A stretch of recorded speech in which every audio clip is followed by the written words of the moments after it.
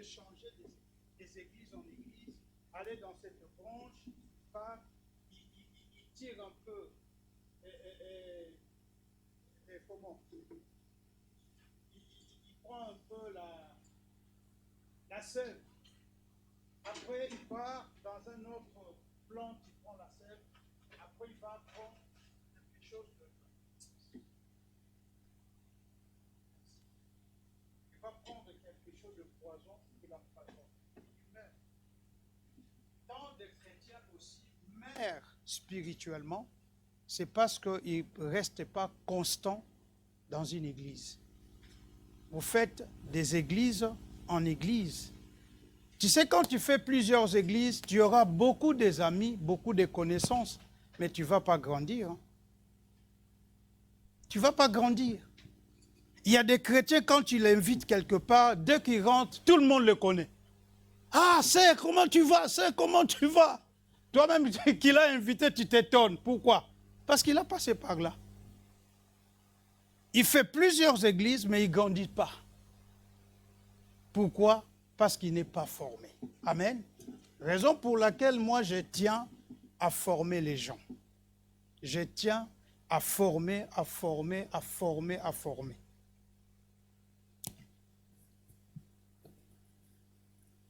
Le mot formation, écrivez, tire son origine du verbe former, qui est le fait de créer quelque chose en lui donnant une forme.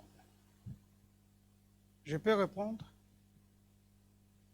Le mot formation tire son origine du verbe former, qui est le fait de créer en donnant une forme à quelque chose. Donc, le fait de créer et donner une forme. Voilà simplement la définition. C'est bon?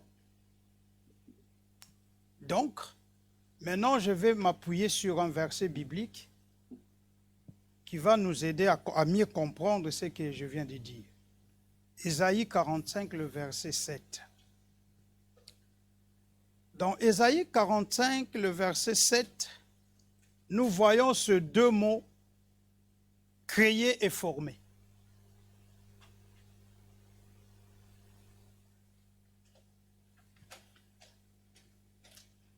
La Bible nous dit, dans Ésaïe 45, le verset 7,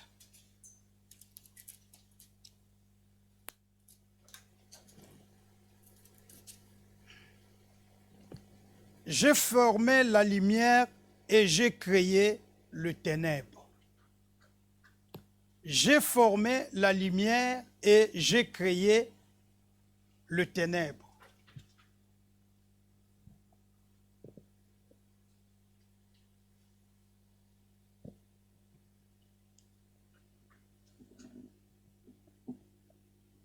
Former et créer, des choses différentes.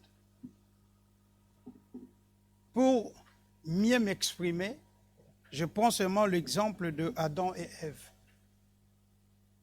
Adam a été créé, Ève a été formée. C'est Ish et Isha.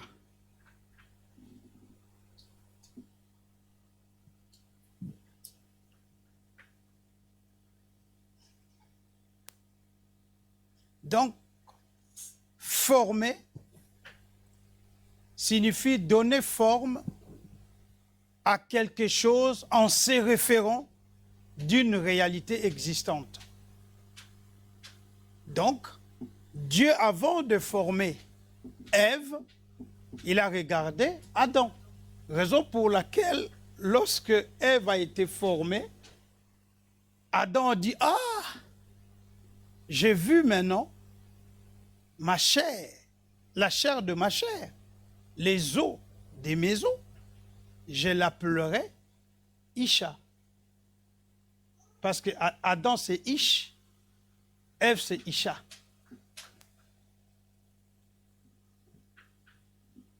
Donc la formation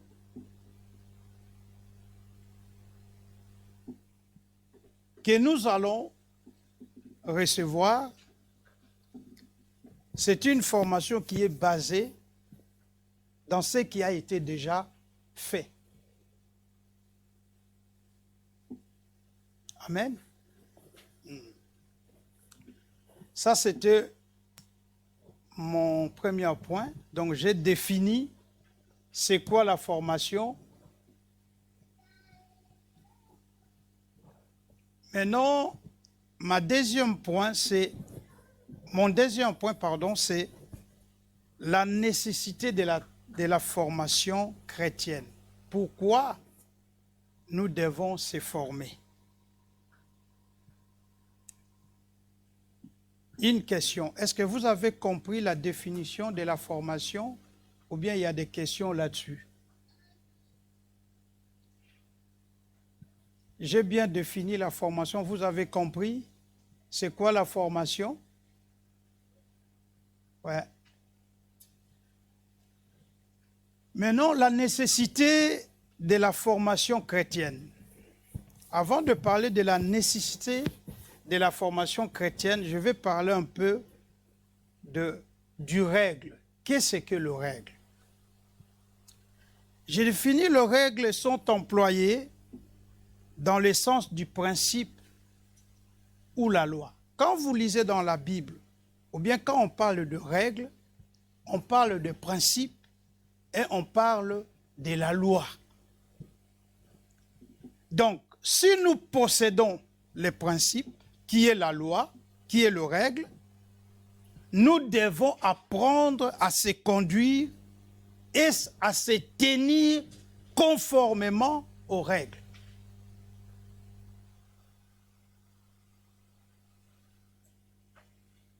Donc, quand vous entendez règles, loi, principe, c'est pareil. Alors, ce que nous apprenons, c'est des lois, c'est des principes et c'est des règles. Si vous ne le mettez pas en pratique, ça ne produira rien du tout dans vos vies. L'Église de Dieu a une maladie qui l'engraine. Vous savez, cette maladie, c'est quoi? C'est la mise en pratique de la parole. Les gens ne pratiquent pas la parole. Quand tu vas chez ton médecin, le médecin te dit, à partir d'aujourd'hui, il ne faut pas manger beaucoup de sel. Tu le mets en pratique tout de suite. Tout de suite. Mais quand tu viens à l'église, on t'enseigne, on te dit, écoute, ça, il ne faut pas faire. Tu as du mal à arrêter. Tu as du mal à arrêter. Tu as du mal à arrêter. Donc, le problème que nous souffrons dans l'Église, ce n'est pas les règles qui manquent, le principe qui manque, les lois qui manquent. Nous avons les lois, le principe, les règles. Vous savez, la force de celui que vous voyez là, devant vous, ma force, c'est que quand je lis la Bible, j'essaye, je fais un effort de le mettre en pratique. J'ai appelé votre pasteur, j'ai dit, je serai là à 12h moins le quart. Vous savez, j'étais dans votre quartier déjà depuis 12h30. Je traînais dans le magasin. C'est depuis 12h30 que je suis dans votre... 12h25, je suis dans votre quartier. Parce que... 11h, pardon. 11h. Parce que je savais à 12h, j'ai un rendez-vous ici.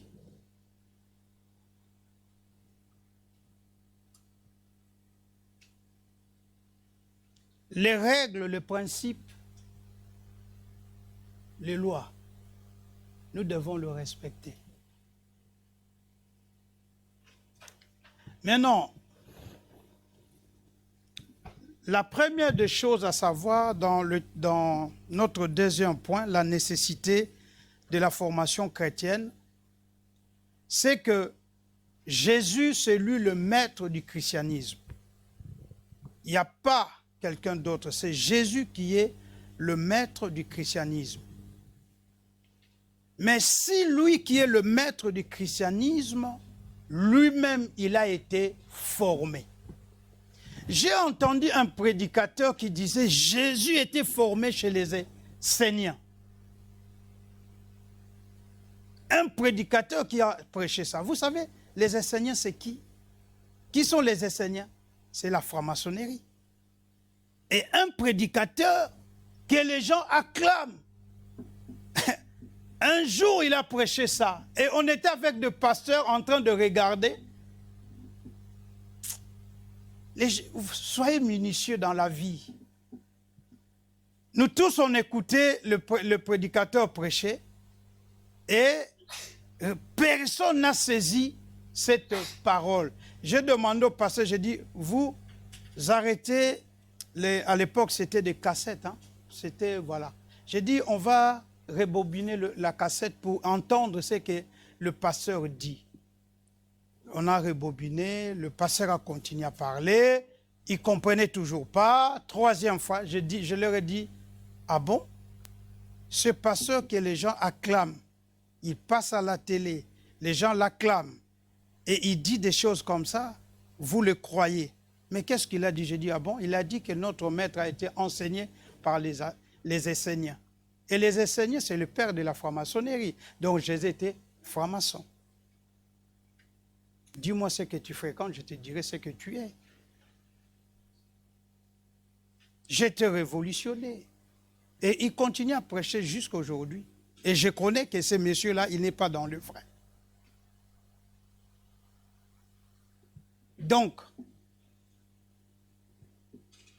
Jésus lui-même, il était formé. Mais qui a formé Jésus? Regardons dans nos Bibles, dans le livre de Jean chapitre 8, le verset 28. Jean chapitre 12, le verset 49. Jean 8, le verset... Je vais vous mettre dans l'ambiance, je vais vous mettre dans le coup, il faut lire la Bible. Parce que nous venons étudier la Bible. La formation chrétienne, c'est l'étude de la parole. Quelqu'un peut me lire Jean chapitre 8, le verset 28 et Jean chapitre 12, le verset 49. Vous allez voir qui a formé Jésus. Jésus a été formé par qui? Lisez, frère Roger, si vous avez déjà. 28. Jésus leur dit donc, oui. Quand vous aurez élevé le Fils de l'homme, alors vous connaîtrez que je suis et que je parle selon ce que le Père m'a enseigné. Selon ce que le Père m'a appris. Jésus n'enseignait pas ce qui lui venait dans la tête, ce qui lui passait dans la tête. Mais Jésus enseignait ce que le Père lui a enseigné.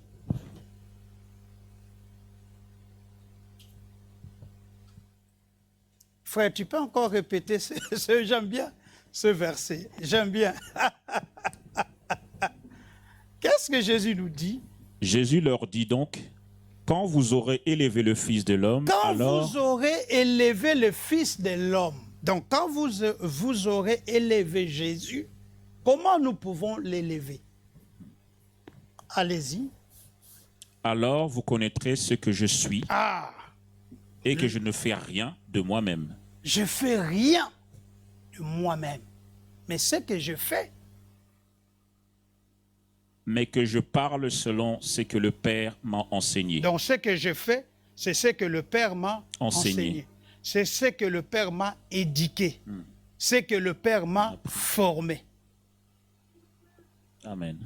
Jean 12, allez-y, Jean 12, le verset 49. Jean 12, verset 49. Car je n'ai point parlé de moi-même, mais le Père qui m'a envoyé m'a prescrit lui-même ce que je dois dire et annoncer. Il m'a prescrit, donc il m'a ordonné ce que je dois dire. Et annoncer. Et annoncer. Qui a formé Jésus? C'est le Père. C'est le Père. Il y a un verset dans Proverbe, Jésus dit, quand je jouais devant le Père, moi je dis Jésus jouait au foot devant le Père observait. Le Père observait Jésus jouer. Mais quand Dieu créa, Jésus était là. Comme un apprenti, il regardait le Père faire.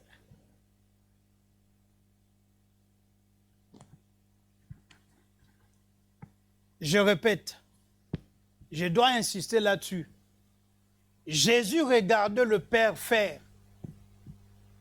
Raison pour laquelle tout ce qu'il faisait sur la terre, il était en connexion avec le Père. Il était en connexion avec le Père. Il dit, je ne fais pas ma volonté. Je fais la volonté de celui qui m'a envoyé. Quand les gens ne sont pas formés, ils vont faire leur volonté. Ils ne feront pas la volonté de celui qui les a envoyés.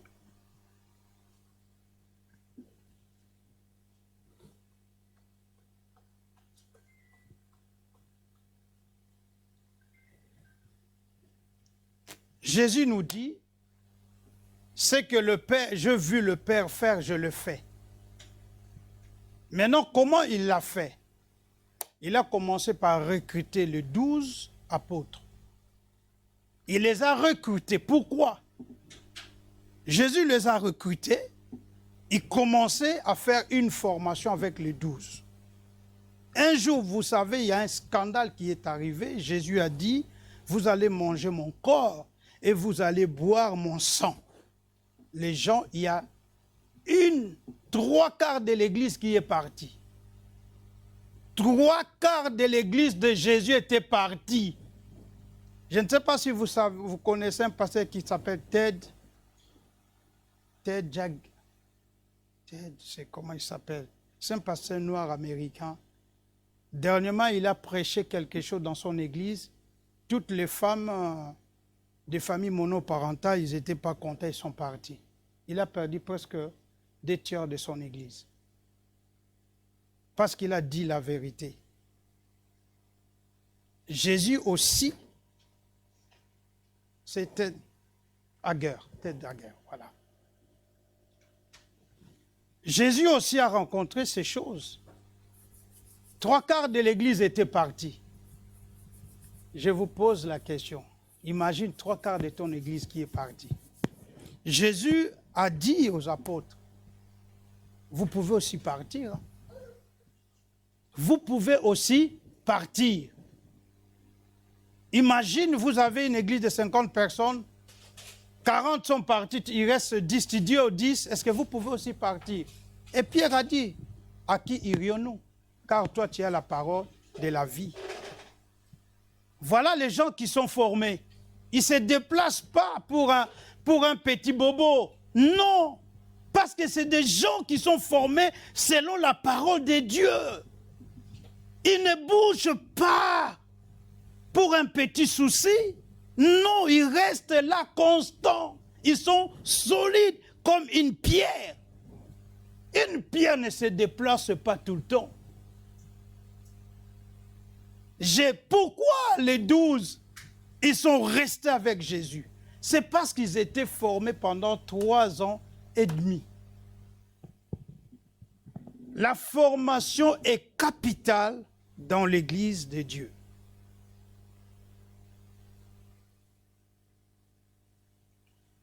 Lisons maintenant Marc chapitre 4, le verset 10 et 11. Marc 4, 10 et 11.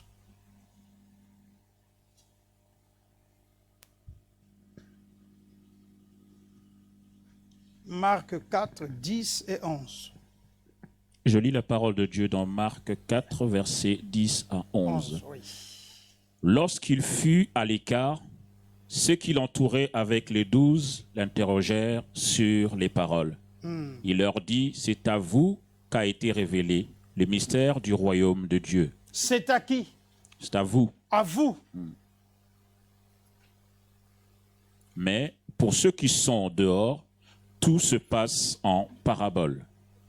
Il y a 2 types de gens qui suivaient Jésus. il y avait des gens qui croyaient en Jésus et il y avait des gens qui étaient incrédules.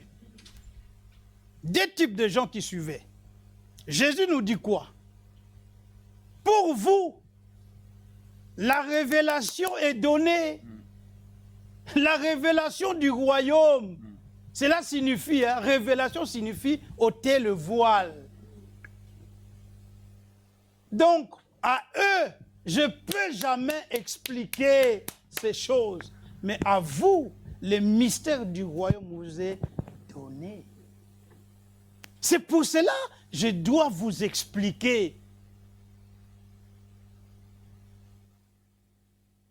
L'enseignement, c'est expliquer. La formation, c'est expliquer aux gens comment nous devons travailler dans l'œuvre du Seigneur. Amen. Comment nous devons travailler dans l'œuvre du Seigneur.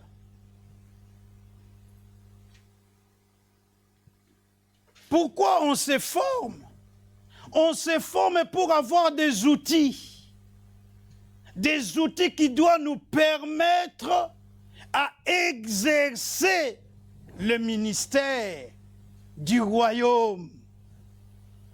Ah, mon Dieu, mon Dieu.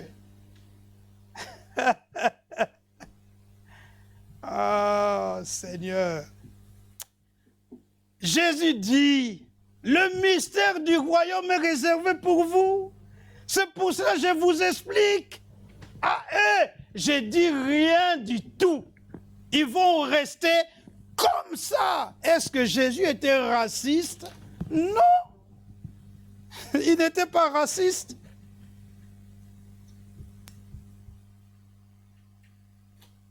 Mais quel était le mystère du royaume? Jésus voulait leur dire, Dieu est avec vous. C'est moi, je suis venu pour vous révéler le Père. C'était ça le mystère du royaume.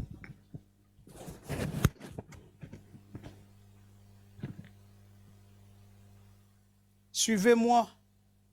Le mystère du royaume, c'était quoi? Jésus était venu nous révéler le Père. Qui était le Père? Parce que les gens étaient voilés. Raison pour laquelle, quand on parle du mystère, pour le mystère, c'est quelque chose qui est caché. La révélation, c'est quelque chose qui vient nous éclairer le mystère. Amen. Voilà. C'est tout simplement ça.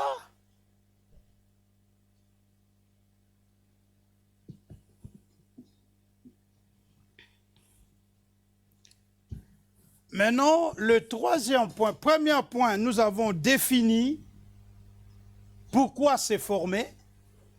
Deuxième point, c'était quoi? La nécessité de la formation. Pourquoi on se forme? Pourquoi on se forme? Parce que nous ne pouvons pas servir Dieu sans formation. Je vous ai dit ici, pour devenir même auxiliaire de vie, même pas auxiliaire de vie, pour faire même le nettoyage ici, tu dois aller se former. Pourquoi je dois me former? C'est parce que le produit, c'est toxique. Tu dois comprendre quel est le produit que je vais utiliser et ce que je ne peux pas utiliser. Quel est le produit que je vais utiliser avec gants et le produit que je peux utiliser sans gants. Tout ça, c'est pour te protéger. C'est seulement dans l'église que vous ne voulez pas être enseigné. Vous ne voulez pas être formé, c'est seulement ici dans l'église. C'est seulement dans les églises. Vous savez, dans les églises, vous m'excusez, je peux le dire sans honte. Nous sommes tous africains ici. Dans les églises africaines, les gens n'aiment pas être formés. Moi, depuis que je suis dans ces pays, j'évolue seulement, j'évolue que dans les églises, dans l'église métropolitaine. Je n'ai jamais fréquenté pendant plusieurs temps, plusieurs moments dans les églises africaines. Ce que j'ai remarqué, les églises africaines, nous avons des salles qu'on n'utilise pas, qu'on n'exploite pas. Les gens viennent, vous dites aux gens, arrêtez d'accuser les gens. Il y a des gens qui sont disponibles pour être formés, mais il faut qu'il y ait quelqu'un pour les former. S'il n'y a pas de gens qui le forment, comment ils seront formés? La Bible nous dit que c'est un mystère, la formation. C'est un mystère, la formation.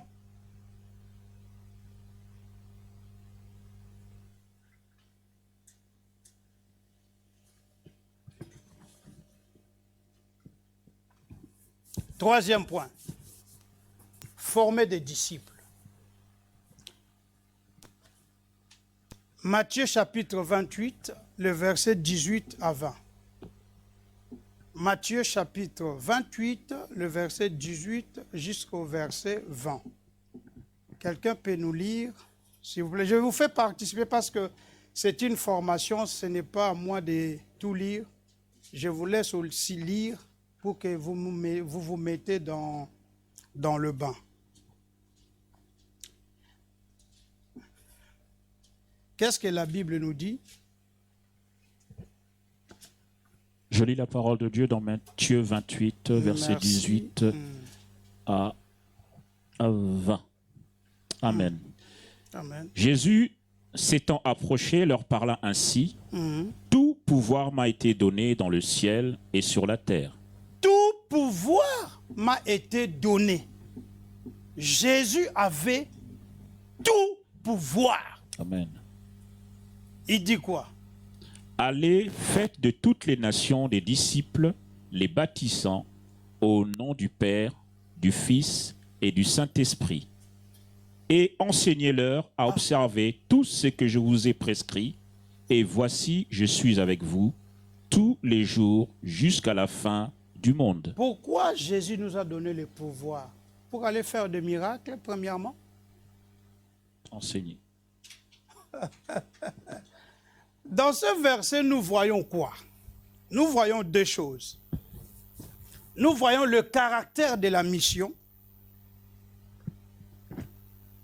Deuxième chose, le travail de la mission. Le caractère de la mission, c'est quoi? Allez évangéliser. Voilà le caractère de la mission. Allez évangéliser. Mercredi matin, mercredi soir, Dieu m'a mis un poids dans le cœur de prier pour une femme. C'est une dame de mon quartier. J'ai prié pour elle. Elle s'appelle Champagne Marie-Jo. J'ai prié pour elle. Mardi soir, avec mon épouse, on a prié. Mercredi matin, je me réveille. J'avais vraiment, parce que quand je me réveille, la première des choses, c'est mon intimité avec Dieu. Je voulais rentrer dans mon intimité. Le Seigneur m'a dit, non, ne rentre pas dans ton intimité. Je dis, mais pourquoi? Ah, je cours dans mon agenda. Ah oui, j'ai le sport ce matin. Je mets mon jogging, je pars en sport. Je fais le sport, j'ai fini le sport, je sortais du parc, je vois Madame Marie-Jo qui rentre. J'ai dit, Madame, bonjour. Ah, bonjour, monsieur, comment tu vas? On commence à discuter. J'ai dit, bon, on va faire le tour. Je fais le tour, j'ai évangélisé. J'ai évangélisé. Je lui ai partagé, j'ai dit, écoute, est-ce que ça te dérangerait pas de venir chez nous? Moi et mon épouse, on va vous inviter pour venir prendre un café avec nous. Ah oui, monsieur, je passerai. Malheureusement, hier, elle n'a pas passé, je ne sais pas pour quelle raison. Non, c'est moi qui devrais l'appeler mercredi soir pour lui confirmer, non, jeudi soir pour lui confirmer le rendez-vous de vendredi. Malheureusement, j'ai oublié parce que j'ai eu un petit souci, j'ai oublié complètement de le partager avec mon épouse. Et quand je l'ai appelée vendredi matin, elle avait déjà des choses prévues. Mais nous n'arrêtons pas à évangéliser cette dame. L'évangélisation, arrêtez de faire l'évangélisation comme des églises traditionnelles. Maintenant, l'évangélisation, ne vous posez pas plusieurs questions. Je l'ai partagé avec plusieurs pasteurs au pays. Ici aussi, je l'ai partagé avec quelques-uns. J'ai dit, maintenant, l'évangélisation, c'est quoi? demandez tout simplement à la personne quel est ton problème. Parce que tout le monde a un petit souci. Et quand tu lui demandes quel est ton problème, ce n'est pas la peine de parler. Tu sais, Jésus est mort pour toi, Jésus est ressuscité. Il viendra à l'église. On va lui enseigner ça. Raison pour laquelle l'église, vous devez mettre la formation des affermissements. Quand quelqu'un finit les affermissements, il faut qu'il puisse rentrer dans une autre formation des disciples.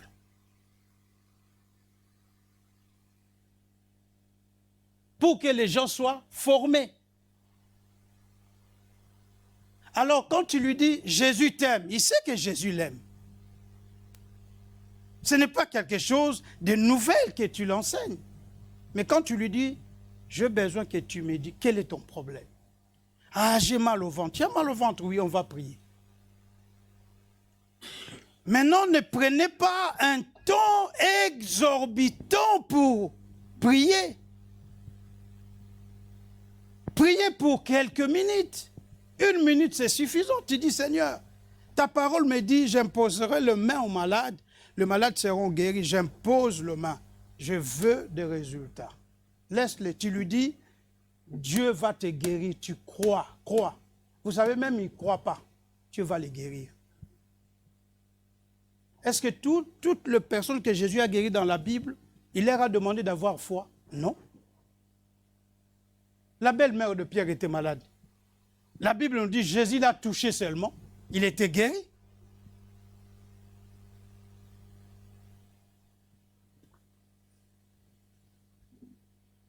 Changer notre façon d'évangéliser pour amener les gens à l'église. Vous m'excusez parce que là, je deviens un peu un évangéliste. Parce que c'est le moment d'évangéliser.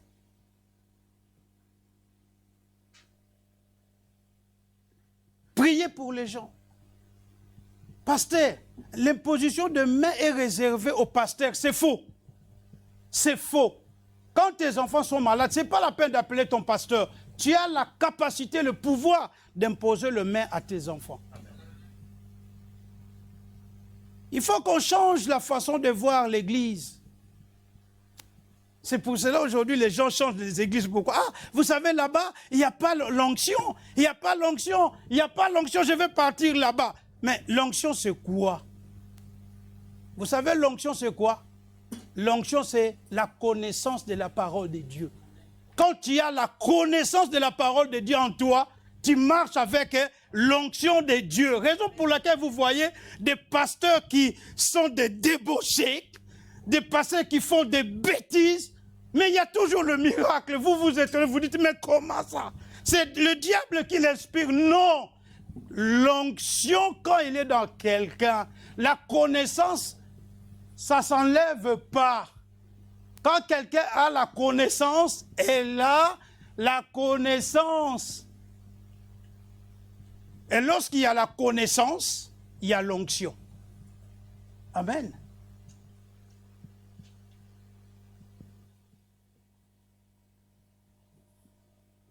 Pasteur, je m'étonne. Ce pasteur-là, si tu entends son témoignage, mais Dieu toujours l'utilise. Mais oui, parce qu'il a la connaissance. Mais son problème, c'est les derniers jours. Dieu lui dira, je t'ai jamais connu. Ça, ce n'est pas ton problème. Ce n'est pas à toi de le juger.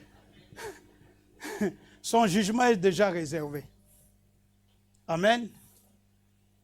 Je peux avancer? Vous m'excusez un peu, j'ai commencé à faire comme un évangéliste, c'est parce que quand je prêche concernant l'évangélisation, je fais un peu l'évangélisation. Donc, vous-même, vous pouvez prier pour vos enfants. Amen. Si ça ne va pas, c'est là où tu peux chercher les anciens de l'église. Mais tu as l'autorité de prier pour tes enfants. Et l'évangélisation actuelle, c'est tout simplement, nous devons faire quoi? L'évangélisation maintenant, c'est quoi? C'est que nous devons aller vers les gens. Ce n'est pas la peine de lui parler encore de Jésus qui est mort, ressuscité pour nous. Oui, Jésus est mort, ressuscité. C'est bien. Mais quand il viendra ici à l'église, qu'est-ce qu'on va faire? On va lui enseigner Jésus mort et ressuscité. Toi, ce que tu vas faire, c'est quoi? Demande-lui, quel est ton problème? Commence à prier. Tu sais, quand quelqu'un est malade et il est guéri, tu ne l'inviteras pas dimanche à l'église, il viendra de lui-même. Amen. Vous ne l'inviterez pas à l'église, il viendra de lui-même. S'il vous plaît.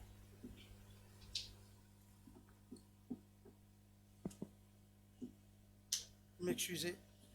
Je commence à avoir chaud.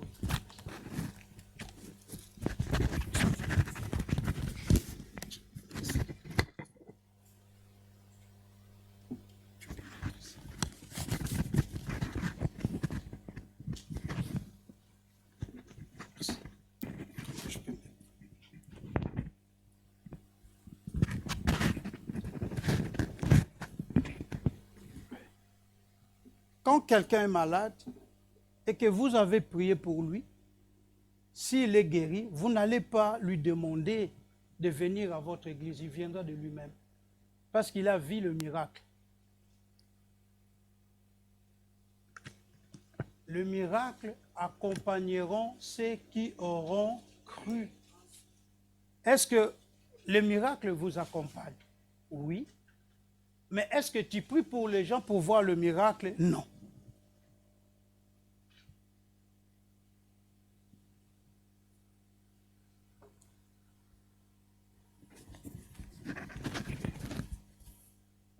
Deuxième, ça c'est le caractère de la mission. Maintenant, quel est le travail de la mission? Le travail de la mission, c'est fais-les mes disciples. Là, nous rentrons dans la formation. Chaque membre de l'Église doit avoir la capacité d'enseigner l'autre. Et l'Église doit mettre en place des gens qui vont enseigner les autres.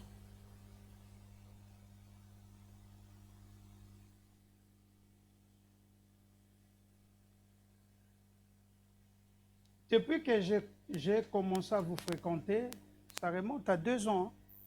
Je ne suis pas régulier. Ça, j'ai mon église, donc je ne peux pas être régulier ici. Ça, c'est une évidence. Mais j'ai vu des gens qui étaient baptisés.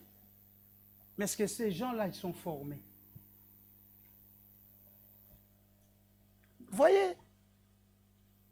Vous voyez? Les gens qui sont baptisés, mais ils ne sont pas formés.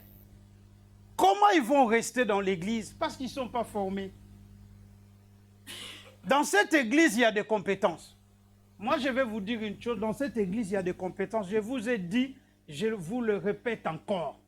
Vous n'avez pas besoin de moi, ici dans cette église. Vous n'avez pas besoin de moi. Vous avez des compétences qui sont là, qui peuvent exercer dans cette église. Oui.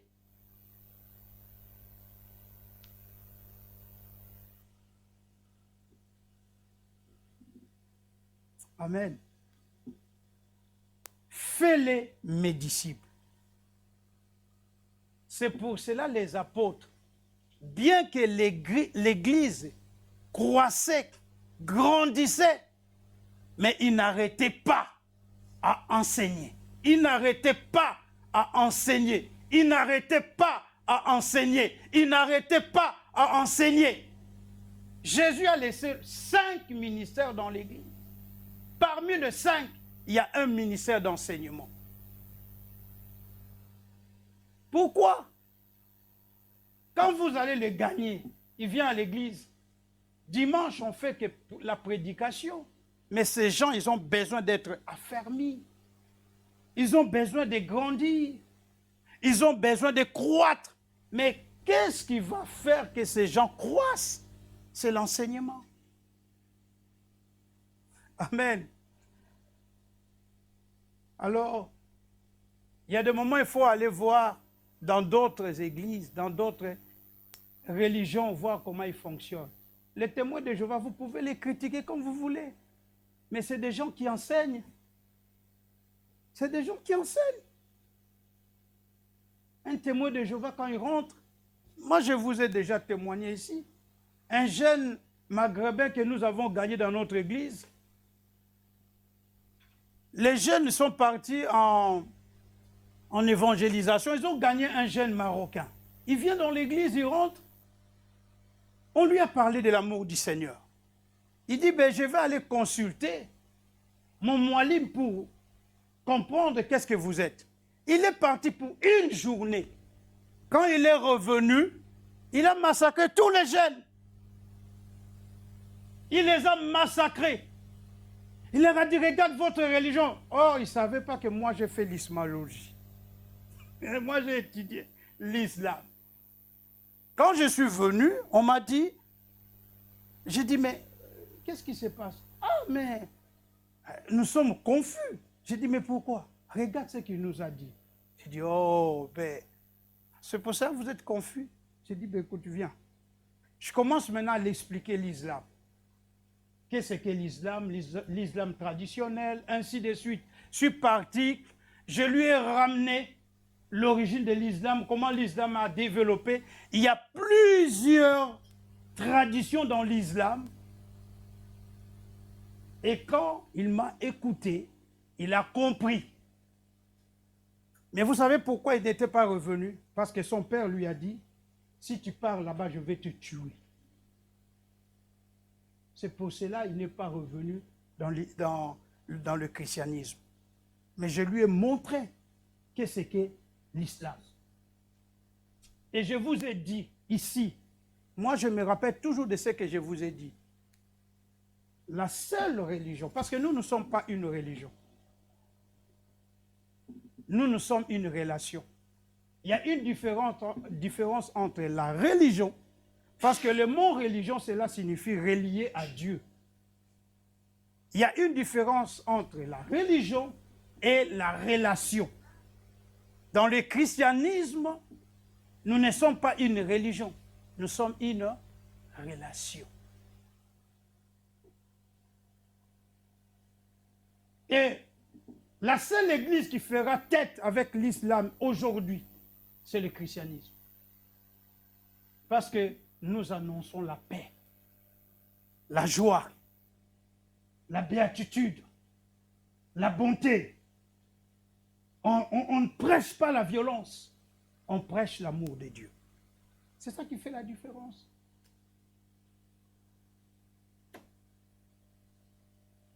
Enseignez les gens. Église, formez les gens, c'est votre rôle. Formez les gens. Dans la formation des disciples, je dirais 3A. Le premier point, c'est le principe spirituel de la formation chrétienne. Écrivez, point 3A, le principe spirituel de la formation chrétienne. Il me reste 15 minutes, je dois finir. Il faut qu'on avance.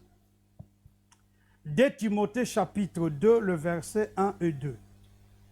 Allons-y.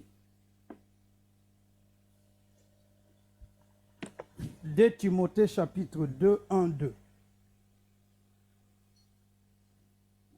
Le principe spirituel de la formation chrétienne.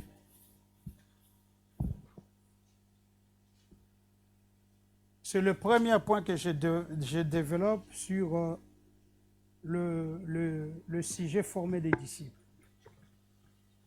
Dans 2 Timothée chapitre 2, le verset 1 et 2.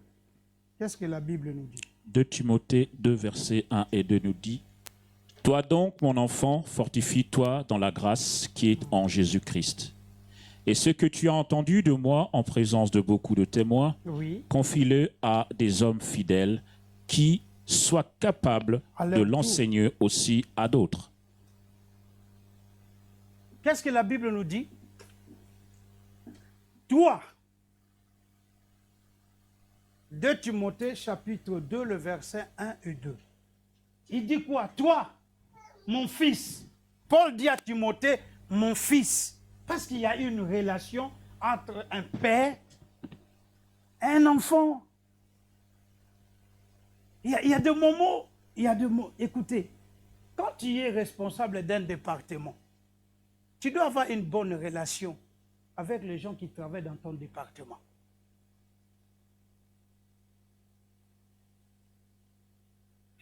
Mais quand tu n'arrives pas à créer une relation de père et fils, tu ne peux jamais communiquer quelque chose aux gens. Vous ne pouvez pas.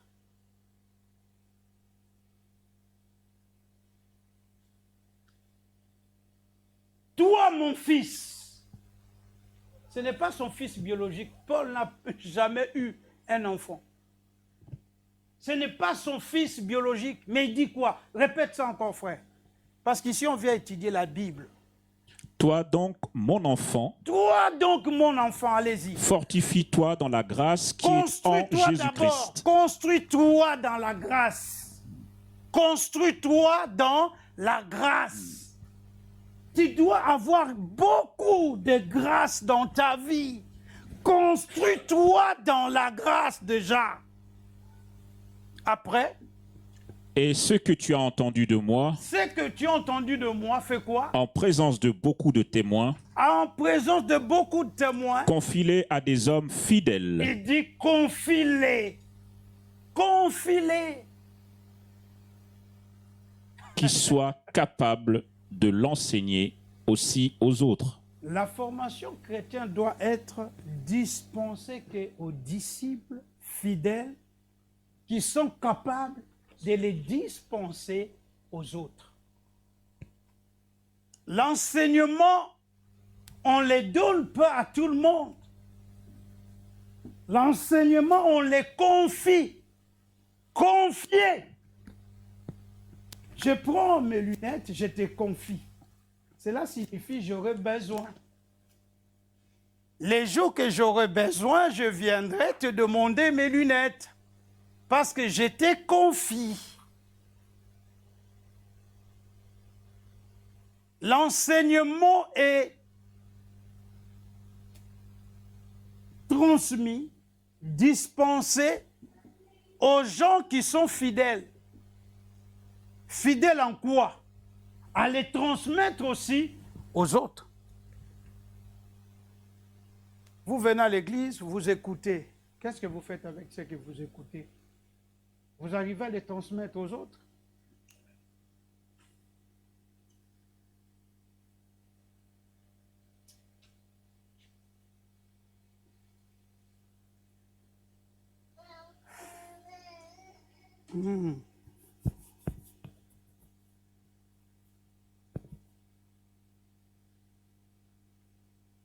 Nous voyons la notion de la multiplication aussi. On ne confie pas l'enseignement aux chrétiens simples. On les confie aux disciples. Donc aux gens qui sont disciplinés.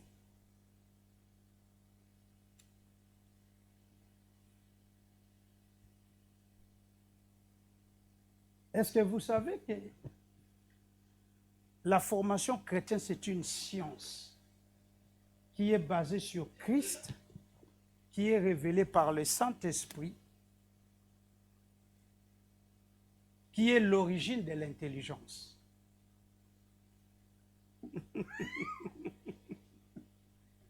C'est ça la formation chrétienne. Quel est l'objectif de la formation chrétienne? Pourquoi nous sommes formés? Pour que les chrétiens deviennent constants, pour qu'ils puissent se développer et avoir une personnalité chrétienne. Il y a des moments, ça nous affecte quand nous regardons les chrétiens, comment ils se comportent. Le chrétien, je vais vous dire une chose. Il y a des moments, moi, quand je vois les chrétiens, je dis ce sont des crétins. Je fais un jeu de mots. Chrétien. On chantait, je suis chrétien jusqu'à la mort. Chrétien jusqu'à la mort, oui. Tu dois te comporter vraiment comme un chrétien. Il y a des comportements, quand tu regardes, toi-même, tu te poses des questions, tu dis, ah bon? Ah oui.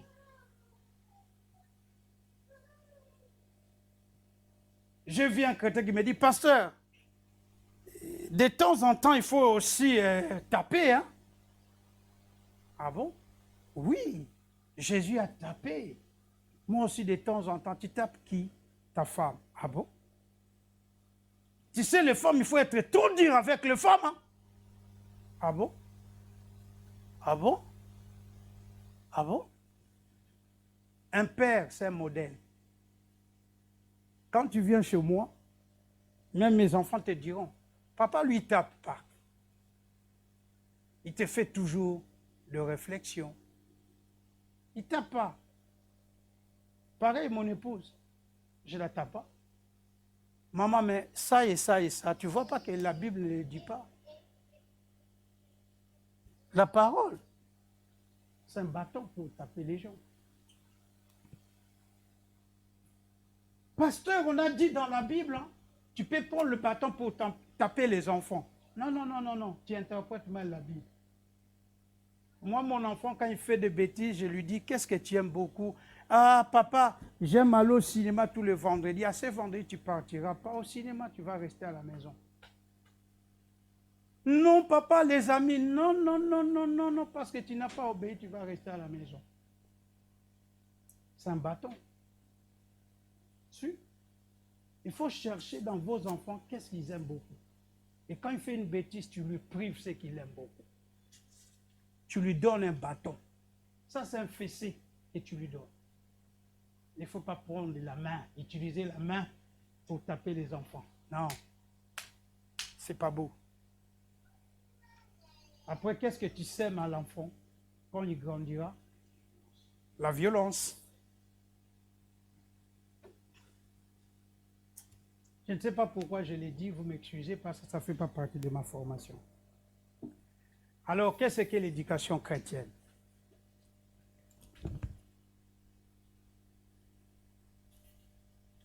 Qu'est-ce que l'éducation chrétienne? L'éducation chrétienne, c'est l'art d'élever. L'éducation chrétienne, c'est l'art d'élever quelqu'un, de les développer, de lui rendre consciencieux, l'instruire pour qu'il puisse devenir utile au service de Dieu. Actes chapitre 17, le verset 11. Éphésiens chapitre 2, le verset 20. Je vais demander à la sœur Josiane de prendre Éphésiens chapitre 2, 20, et le frère Roger, tu me lis Acte 17, le verset 11. Et on va avancer pour finir rapidement, s'il vous plaît. Chapitre 2, le verset 20.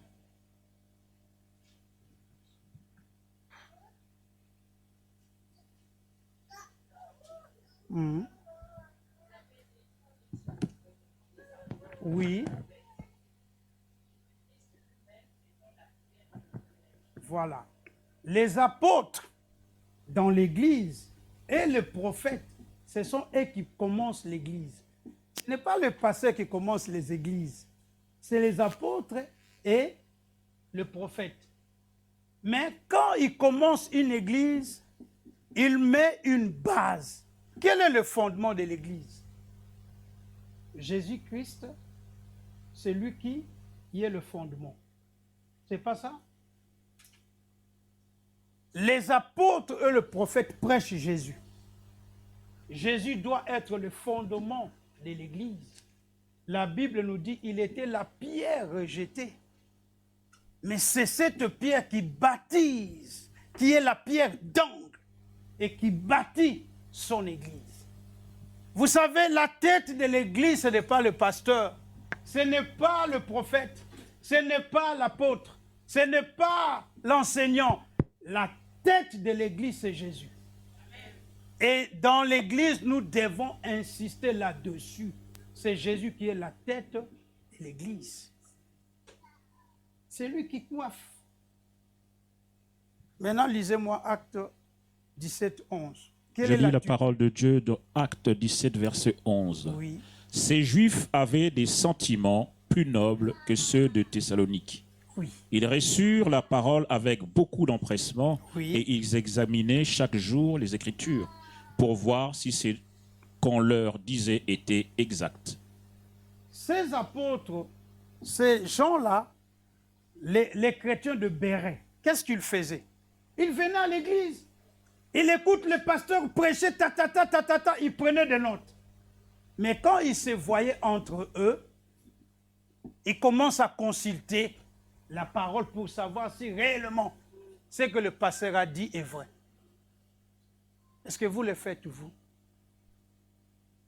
Est-ce que vous le faites? Ouais.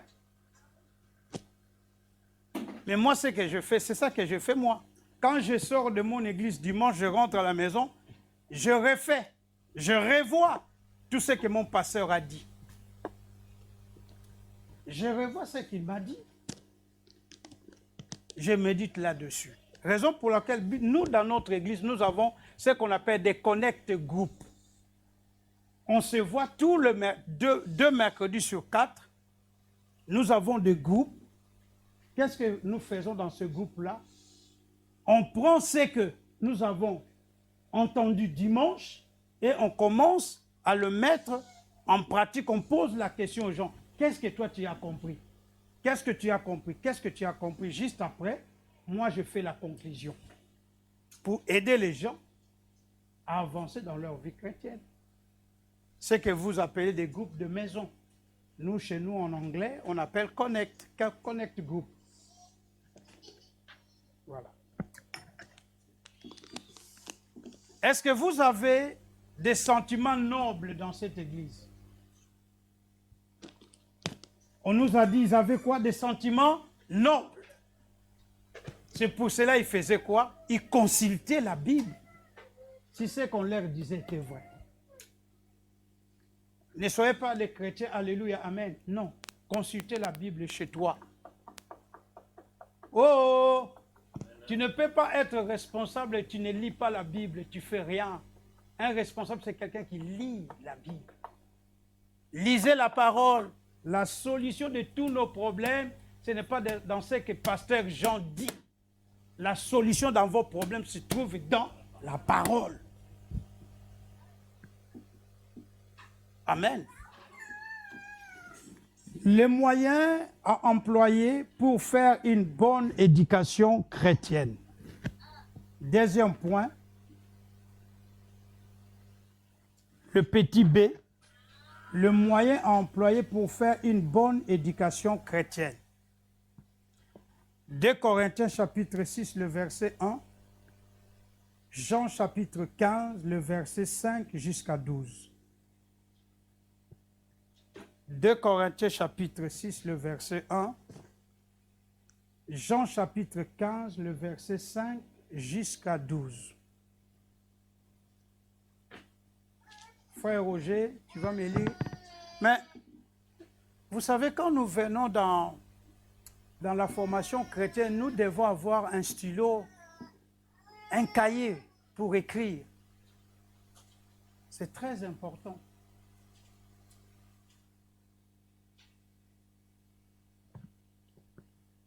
Allez-y, frère Roger, vous me lisez. Et puis, je vais demander à frère Christian de me lire Jean chapitre 15, le verset 5 jusqu'à 12. Je lis la parole de Dieu dans 2 Corinthiens 6, premier verset. Oui. Puisque nous travaillons avec Dieu, Oui. nous vous exhortons à ne pas recevoir la grâce de Dieu en vain. Parce que tu travailles avec qui? Avec Dieu. La formation chrétienne. Pourquoi nous formons les gens? Pour qu'ils puissent arriver à faire quoi? À être partenaires avec Dieu. Quand vous travaillez dans l'église, vous devez être partenaire avec Dieu, collaborateur avec Dieu. Maintenant, allez-y, Jean chapitre 5, Jean 15, à partir du verset 1, pardon, à partir du verset 5 jusqu'à 12. Allez-y. Je lis la parole de Dieu. Jean 15, 5 à 12. Oui. Je suis le cep, vous êtes le serment. Celui qui demeure en moi et en qui je demeure porte beaucoup de fruits. Car sans moi, vous ne pouvez rien faire. Oui. Si quelqu'un ne demeure pas en moi, il est jeté dehors comme le serment et il est sèche, puis on le ramasse, on le jette au feu et il brûle. Si vous demeurez en moi et que mes paroles demeurent en vous, demandez ce que vous voudrez et cela vous sera accordé. Oui. Si vous portez beaucoup de fruits, c'est ainsi que mon Père sera glorifié et que vous serez mes disciples. Oui. Comme le Père m'a aimé, je vous ai aussi aimé. Demeurez dans mon amour. Si vous gardez mes commandements, vous demeurez dans mon amour, de même que j'ai gardé les commandements de mon Père et que je demeure dans son amour. Alléluia. Je vous ai dit ces choses afin que ma joie soit en vous et que votre joie soit parfaite. Amen. Amen. Amen. Merci. Je veux que vous remarquiez une progression qui s'est faite concernant le fruit. Le verset 2, à 3 reprises, Jésus parle du partenariat. Dans le verset 4, vous allez les lire chez vous, à 2 reprises, Jésus parle de fruits. Mais dans le verset 5, il parle de l'abondance des fruits. Ça découle du fait que les disciples demeurent. Vous voulez produire beaucoup de fruits, avoir de beaux comportements, avoir des fruits de l'esprit en vous, avoir l'amour, la joie, la paix, la bénédiction, l'honnêteté, la patience, la bonté, la bienveillance. Vous voulez avoir toutes ces choses, mais vous devez demeurer. Demeurer. Premièrement, on dit des fruits. Deuxièmement, on dit le fruit. Et troisième fois, on dit que le fruit abonde. Cela signifie, vous devez abonder. Quand nous recevons Jésus comme Seigneur et Sauveur, Jésus il met en nous déjà le fruit de l'Esprit. Tous les 9 fruits de l'Esprit, nous en avons. Maintenant, il faut les développer. Parce que comment je peux développer le fruit de l'Esprit? Mais lorsque ton fils est obstiné, il est têtu à la maison, Dieu te demande à faire quoi? À développer la patience. Oh! Parce que comment je peux développer la patience lorsque ton patron n'arrête pas de te casser le pied? Il faut arrêter? Non. On va t'apprendre comment développer la patience. Lorsque tu es en face de quelqu'un qui ne t'aime pas, il faut les haïr? Non. Il faut l'aimer.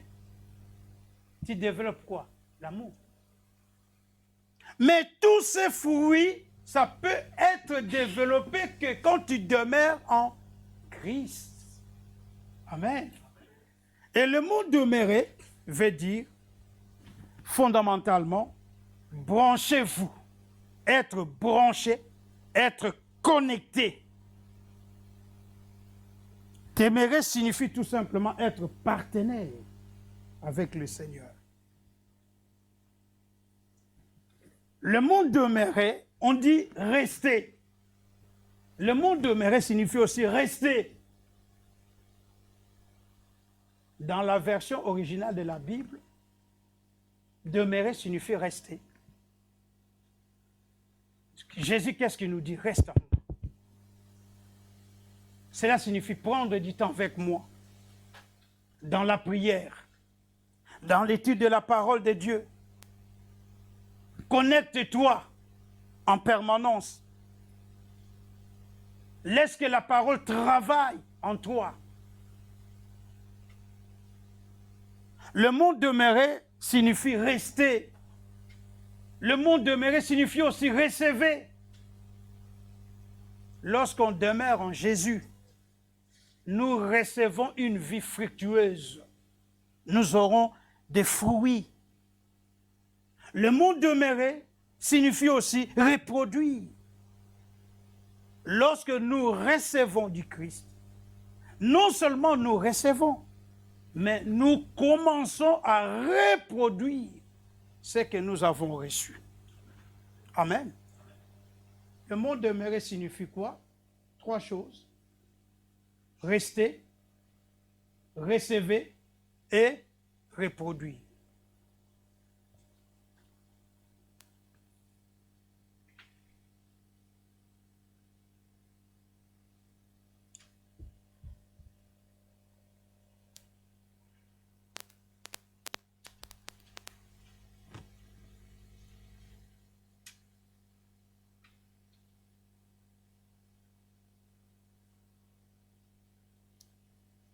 Lorsque Jésus prêchait, les gens étaient étonnés de son autorité et de sa liberté. 2 choses.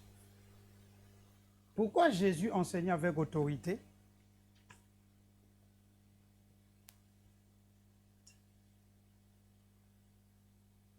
Pour faire une bonne éducation chrétienne, la parole doit être prêchée avec autorité. Maintenant, je ne dis pas quand tu prêches la parole de Dieu, hein? Alléluia! Tu dis Amen. Tu dis Amen. C'est quoi ça? C'est quoi ça? Vous pensez que c'est ça l'autorité? C'est faux. C'est pas ça l'autorité. Tu peux prêcher en rigolant, mais il y a l'autorité de Dieu. Tu peux prêcher en faisant des humours, il y a l'autorité de Dieu.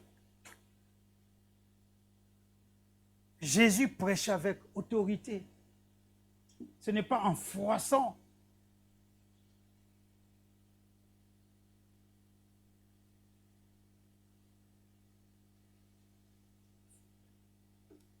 Pardon? Avec la parole. Tu parles la parole aisément, avec amour. Vous savez, l'autorité, c'est parler avec amour. Quand tu parles avec amour, les gens le reçoivent aussi avec amour. Et la liberté. Dans l'éducation chrétienne, la liberté est nécessaire pour l'épanouissement de la personne. Galates chapitre 5, le verset 1 et 13. Je vais demander à la sœur Josiane de me lire Galates 5, 1 et 13. Vous allez voir, dans ces versets, il y a l'autorité et la liberté. Galates 5, 1, la Bible nous dit. Je lis la parole de Dieu. C'est pour la liberté que Christ nous a affranchis. Jésus nous a affranchis pour la liberté. Tenez donc ferme dans cette liberté et ne vous placez pas de nouveau sous le contraire d'un esclavage. Moi, Paul, je vous le dis, si vous vous faites circoncis, Christ ne vous servira à rien. Et j'affirme encore une fois à tout homme qui se fait circoncire qu'il est tenu de mettre en pratique la loi tout entière. Vous êtes séparés de Christ, vous tous qui cherchez à être considérés comme justes dans le cadre de la loi. Voilà, par la circoncision. Voilà. Écoutez, dans l'éducation chrétienne, ça nous rend libres. Nous avons la liberté de penser. Nous avons la liberté de penser. On ne peut plus se mettre sous les jougs de l'esclavage. On ne peut plus. On ne peut plus. On ne peut plus.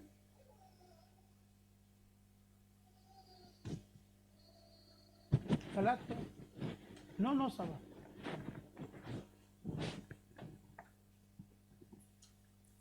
Alors, il y a quelque chose aussi que je vais essayer un peu de... Matthieu 23, le verset 8. Je demanderai à celui qui est prêt de me lire Matthieu chapitre 23, le verset 8. Je vais finir là.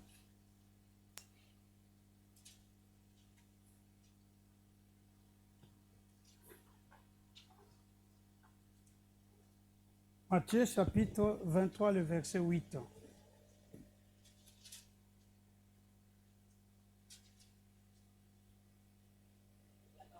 Oui.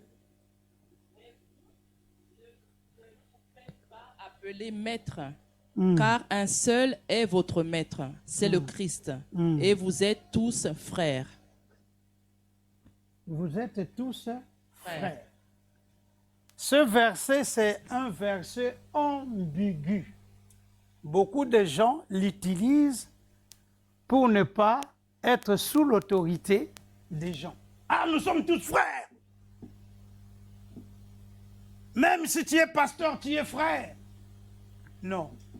Jésus ne met pas en cause l'autorité hiérarchique. Non, non, non.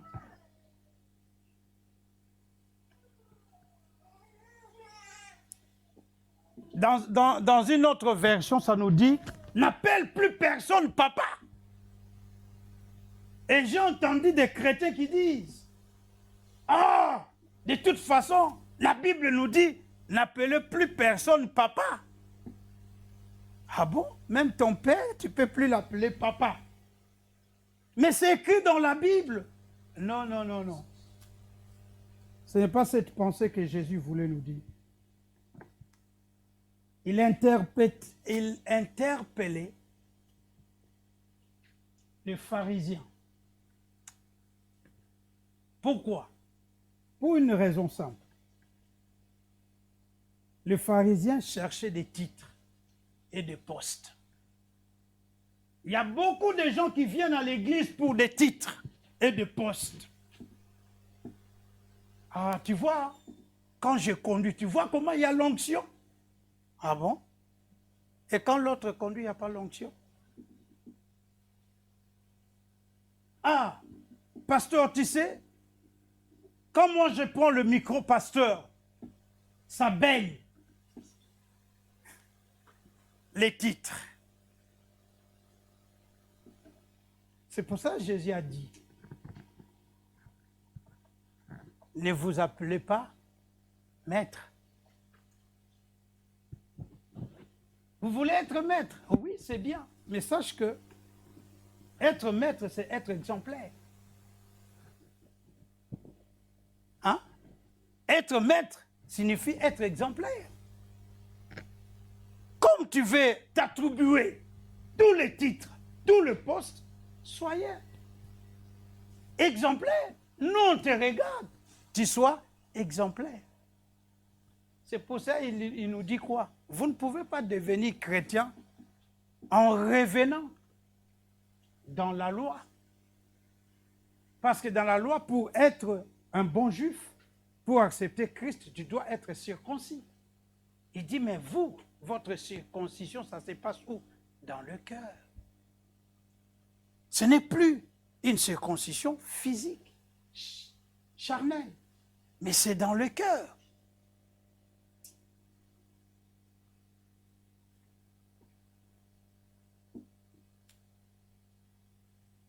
Mais qu'est-ce que Jésus voulait nous dire? Jésus voulait nous dire tout simplement, il ne mettait pas en cause l'autorité paternelle, l'autorité de pasteur, mais il voulait nous dire tout simplement, quand tu veux avoir une position d'autorité, tu dois devenir serviteur. Moi, qu'est-ce que je fais là? Je vous sers. À chaque fois, dimanche matin, si je suis là, je vous prêche, je fais quoi? Je vous sers. Et si vous voulez servir Dieu, si vous voulez avoir un poste dans l'église, commencez par servir. Moi, ce que je ne comprends pas avec les gens, vous aimez bien ça. Les gens aiment bien le micro. Ici, quand on dit aux gens, qu'est-ce que tu veux faire? Je vais chanter dans la louange. Oh, et le protocole qui va le faire. Pourquoi les gens fuient le protocole? Parce qu'ils n'aiment pas passer l'aspirateur. Mais celui que vous voyez ici, qui est devant vous, moi j'ai passé l'aspirateur dans mon église. Hein. Mon pasteur m'a découvert comment? Il m'a découvert, j'étais en train de faire la vaisselle. un homme qui est toujours en costume, mais qui fait la vaisselle dans l'église. Le pasteur est rentré, il m'a vu faire la vaisselle, le pasteur est sorti rapidement. Oui, en costume, je fais la vaisselle. Quand les gens venaient dimanche matin, ils rentraient à l'église, comment vous allez prendre la place? Quand l'église finissait, c'est moi qui préparais le thé, le café pour donner aux gens qui venaient nouvellement à l'église. Le pasteur, un jour, il a appelé un frère, il a dit, est-ce que tu connais ce monsieur-là? Le frère a dit, non, je ne le connais pas, mais je connais une dame qui le connaît. Mais qui le connaît? On a appelé la sœur Thérèse. La sœur Thérèse a dit, mais pasteur, c'est un pasteur.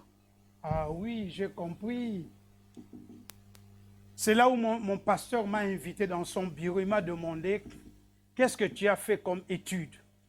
J'ai dit, j'étais pasteur depuis en Afrique, en Angola. J'ai une communauté. Voilà mon CV. Et je suis à l'Institut biblique. Je fais les cours théologiques. Ah bon? C'est là où mon pasteur a commencé. Vous savez, ma première responsabilité à l'église, c'était quoi? Intercession. C'est moi qui conduisais l'intercession. Rabashanda la kolabasinda. Ribobobobobobo. Il y a des moments où je me retrouvais seul. Alléluia, alléluia, alléluia. 1 heure, je partais. Un jour, je suis parti seul. J'ai dit, Seigneur, moi, je ne parle pas en langue. Je veux parler en langue. Je veux parler en langue. Le Seigneur m'a baptisé du Saint-Esprit. J'ai commencé à parler en langue. Et là, maintenant, Dieu sait pourquoi il m'a donné la langue. Parce que quand je me retrouvais seul, je faisais un rabachin dans la colabassine. Ribobobobobo, c'est qu'il y a dans la colabassine. Rababababasika, 1 heure, c'est fini. Je rentrais chez moi. Mais ce groupe d'intercession, est-ce que vous connaissez, il y a une réunion qui était répandue sur toute la France qu'on appelait Embrase nos cœurs. Vous connaissez? Ce vent de la Embrase nos cœurs, ça a commencé dans notre église par cette intercession que j'ai commencé. Et ça a embrasé toute la France. On faisait 40 jours. On a fait appel à d'autres pasteurs qui venaient de l'Afrique. Ils venaient ici pour prêcher l'intercession, comment sauver une nation. Et ça partit par notre église. Ça partit par notre église. Ça ne me gênait pas de servir le café, de passer l'aspirateur. Si tu veux être appelé maître, commence par servir. Amen. Commence par servir. Frère Roger, tu peux me faire maintenant la conclusion de tout ce que je vous ai enseigné. Premier point, deuxième point, troisième point.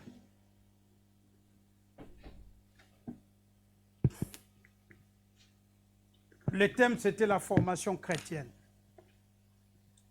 Amen. Pour toute l'Église, nous avons commencé par la formation chrétienne. C'était la première base de l'enseignement.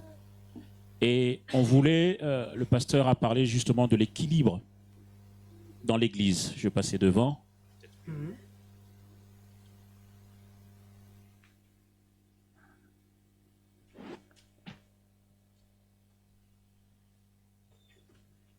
On parlait justement, je reviens encore en arrière, pour la formation chrétienne.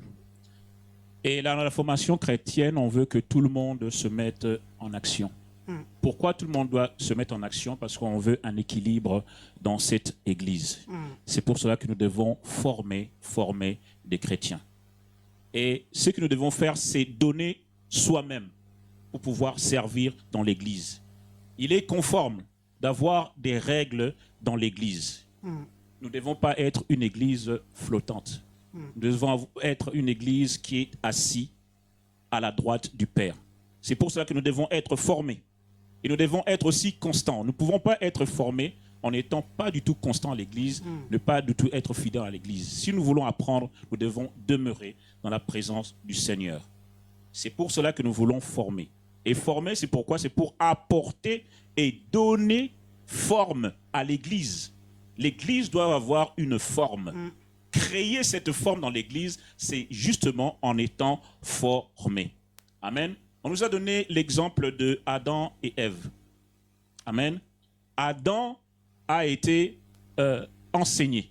Adam a été formé. Mais Ève, c'est Dieu qui lui a formé par rapport. Adam a été créé. Adam a été créé et formé. Ève a été formée. Ouais. Donc, Ève a été formée. Ish, comme on dit, Isha, c'est Ève. Et Ish, c'est Adam. Adam, ouais. Amen. Il est sorti de la côte d'Adam. Alléluia. Ben, la formation que nous voulons faire, c'est une nécessité dans la vie de chrétiens de notre Église. Et dans cette nécessité, il y a des règles à respecter.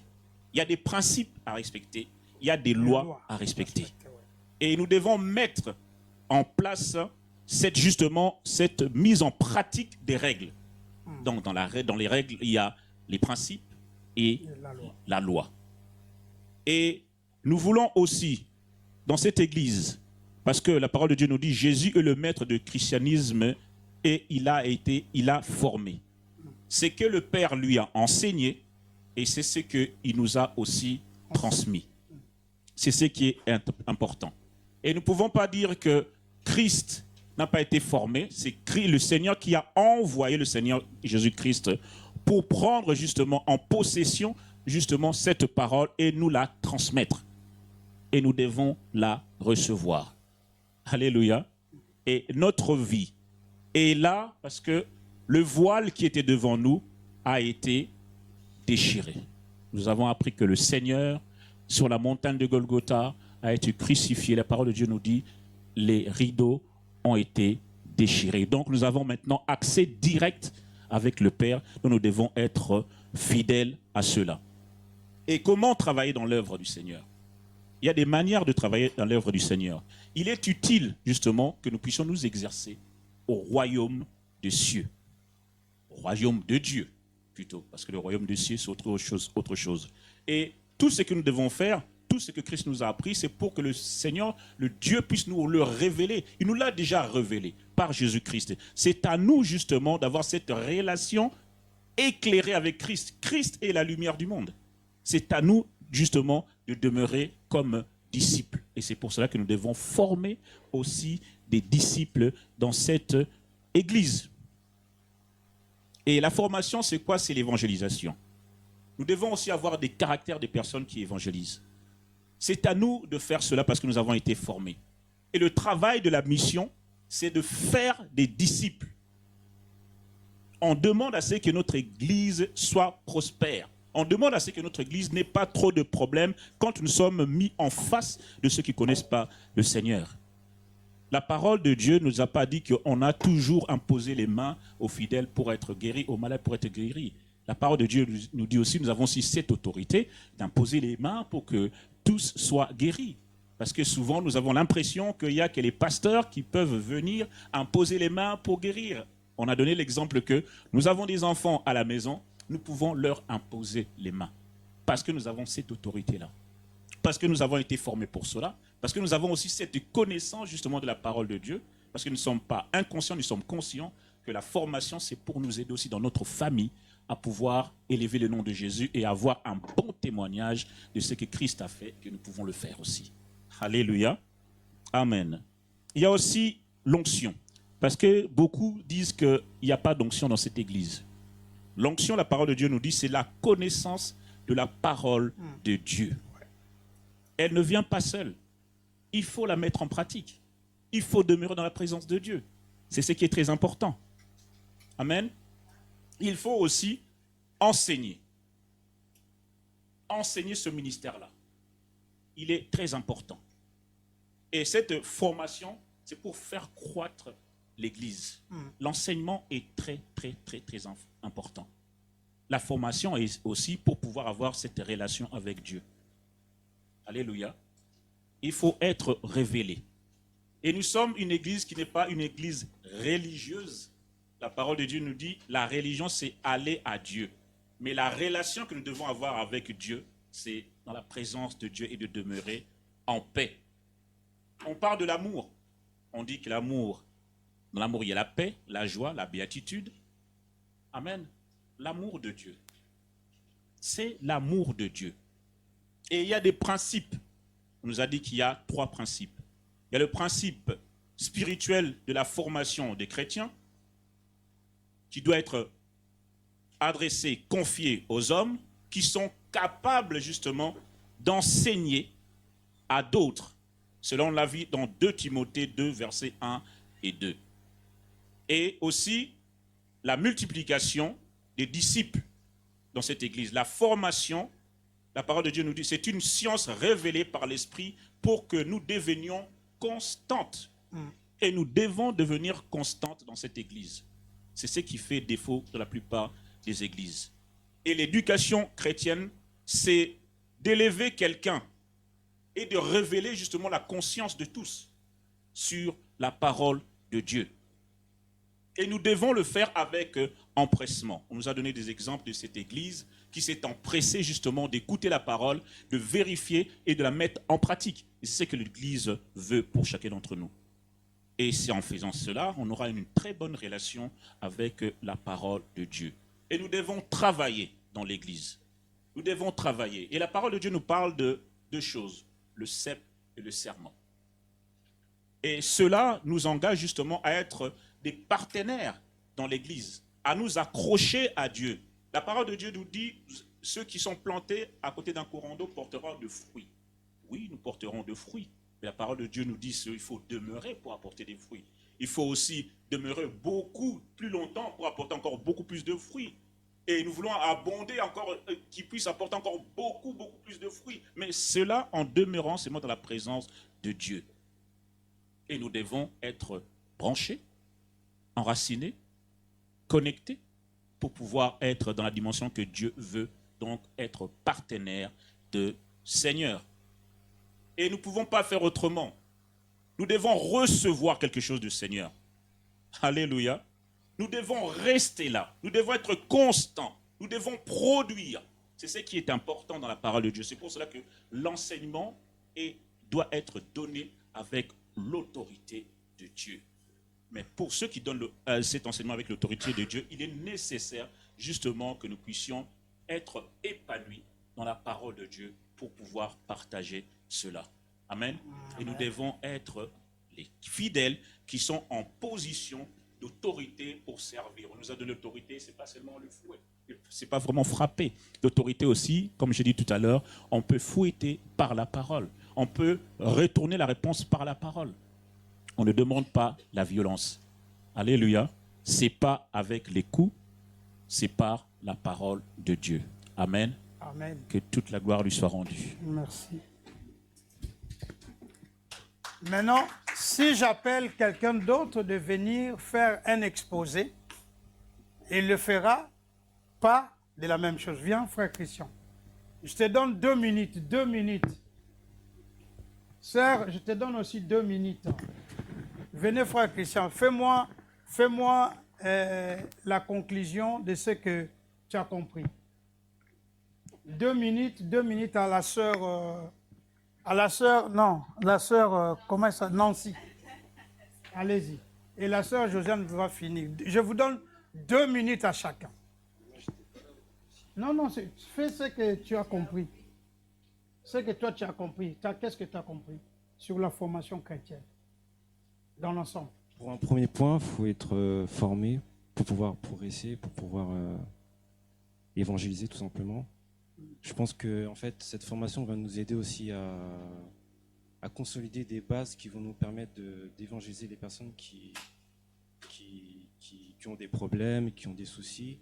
Et à travers les arguments qu'on a de ces connaissances, on pourrait être capable justement de transmettre la bonne nouvelle, de restaurer le cœur de ces personnes pour pouvoir construire l'Église tout simplement, construire, évangéliser et toucher le cœur des gens tout simplement. Voilà.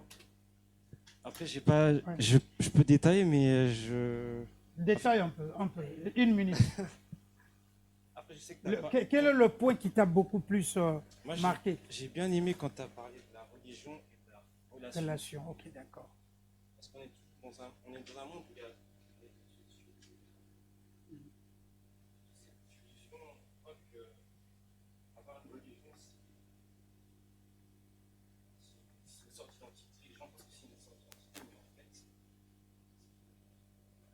console.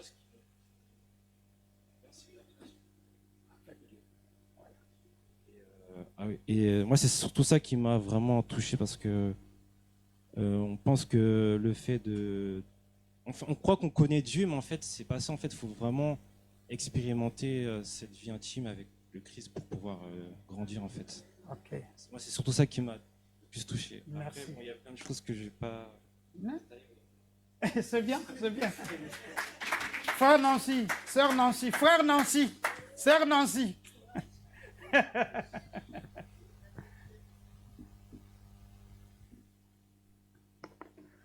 Sœur, prépare-toi déjà. Sœur Nancy, tu as 2 minutes. Allez-y. Merci pour la parole.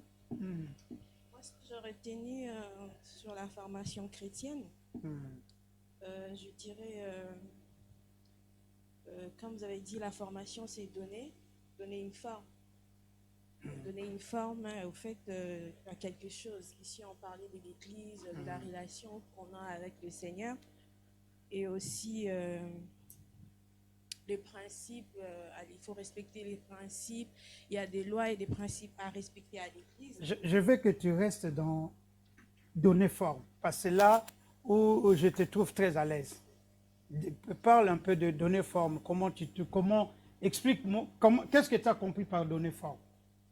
Ce que j'ai compris dans donner la forme, ça veut dire en écoutant la parole de Dieu, Oui, en demeurant dans la présence de Dieu, oui. et enfin d'exercer cela au milieu où tu vis à l'église, dans la famille, et donner ce que tu as de meilleur de toi en se référant dans la parole de Dieu. C'est juste pour dire que c'est mettre en pratique la parole de Dieu. Ok, merci. Sœur Josiane, prépare-toi. Prépare-toi, s'il te plaît. Sœur Josiane. Quel est le point qui t'a touché?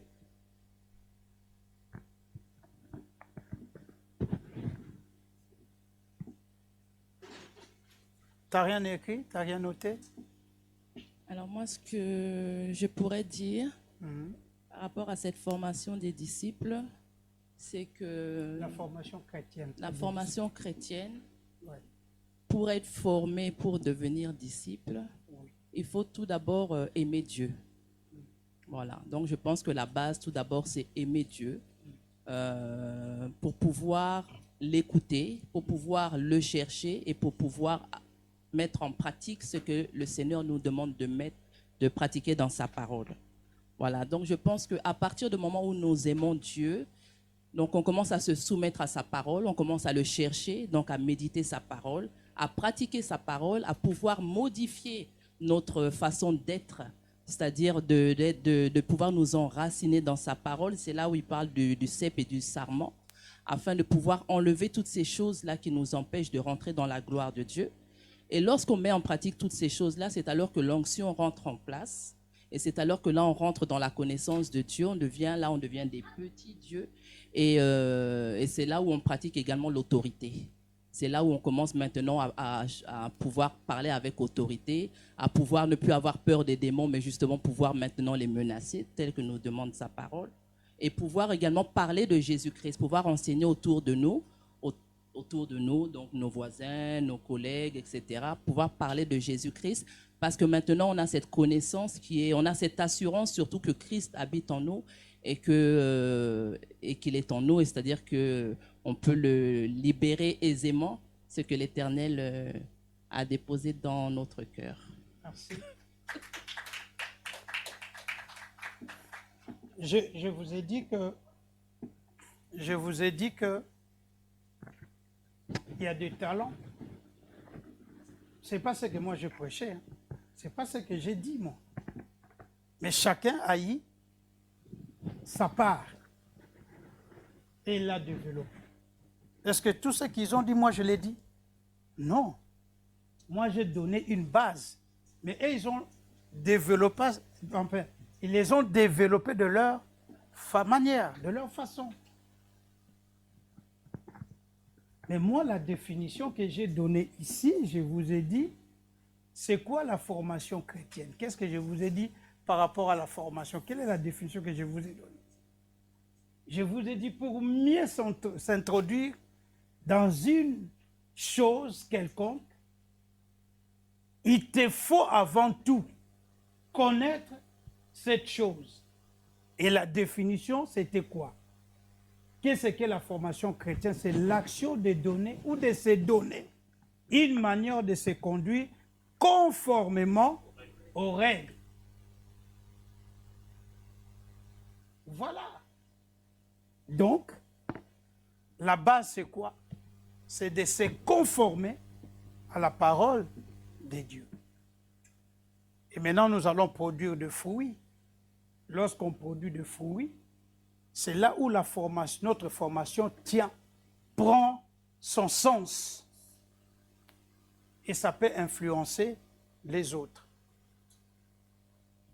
Maintenant, qu'est-ce que nous allons étudier dans la formation que nous allons faire? Nous allons, dans la formation que nous allons faire, je vais vous donner 5 thèmes que nous allons aborder dans cette formation. Premier thème, c'est nous allons, bon, je ne vais pas dans l'ordre exhaustif, hein, mais je le donne seulement comme je peux, et puis vous allez voir comment. Premier thème, le tabernacle. Qu'est-ce que le tabernacle? Dans le tabernacle, je vais parler de 3 choses. Le tabernacle, c'était composé de 3 éléments. Il y avait le parvis, le lieu saint et le lieu très saint. Le tabernacle fait référence à notre corps, notre âme et notre esprit. Le parvis correspond à notre corps, le lieu saint à notre âme et le lieu très saint à notre esprit. C'est ça qu'on va développer. Parce que quand tu ne te connais pas, tu ne peux pas bien servir. Il faut que tu te connais toi-même. Tu connais ta composition, comment tu es composé. Raison pour laquelle nous allons voir le tabernacle. Le tabernacle, c'était quoi? C'était tout simplement le temple. Une tente qui symbolisait l'église. Et c'est là où Dieu demeurait. Et actuellement, dans la nouvelle alliance, nous avons créé des églises. Dieu veut demeurer dans l'église. Mais avant que Dieu demeure dans l'église, il doit demeurer en toi. C'est pour ça que je vais parler de corps, âme et esprit. Quand Dieu ne demeure pas en toi, tu ne peux pas l'amener à l'église. Beaucoup de gens posent la question, mais on ne sent pas la présence de Dieu ici. Mais qui amène la présence de Dieu? C'est toi. Parce que tu es le temple du Saint-Esprit. C'est ça le tabernacle. Deuxième cours, les sacerdoces. Dans le tabernacle, il y avait le service. Dans le tabernacle, il y avait des services. Il y a des gens qui étaient consacrés pour servir. Les sacerdoces, cela signifie tout simplement service envers une divinité. Donc, on va vous apprendre comment servir dans l'église locale. Comment tu dois servir dans l'église? Quand tu es chantre, comment tu peux servir étant que chantre, intercesseur, modérateur, ainsi de suite. Troisième cours que nous allons apprendre, l'Église et son fonctionnement. Parce que quand on dit nous sommes une Église a sa façon de fonctionner. Une Église, ce n'est pas un groupe de prière. Parce qu'il y a des moments ici en Europe, on se retrouve dans des groupes de prière. Parce qu'une église a une structure, a une colonne vertébrale, a une assise, une église. Je vais vous montrer comment l'église fonctionne, pourquoi le ministère, pourquoi il y a des dons dans l'église, et tous ces dons et le ministère doivent fonctionner dans l'église. Après, nous allons voir connaître Dieu pour mieux le servir. Beaucoup de gens disent, Dieu, est-ce que tu connais Dieu? Pourquoi Dieu, quand il se révèle à Abraham, il dit, je suis Jéhovah qui pourvoit. Mais quand il se révèle à Agar, il ne dit pas, je suis Jéhovah qui pourvoira. Il lui donne un autre nom. Pourquoi? Il faut que nous comprenions pourquoi.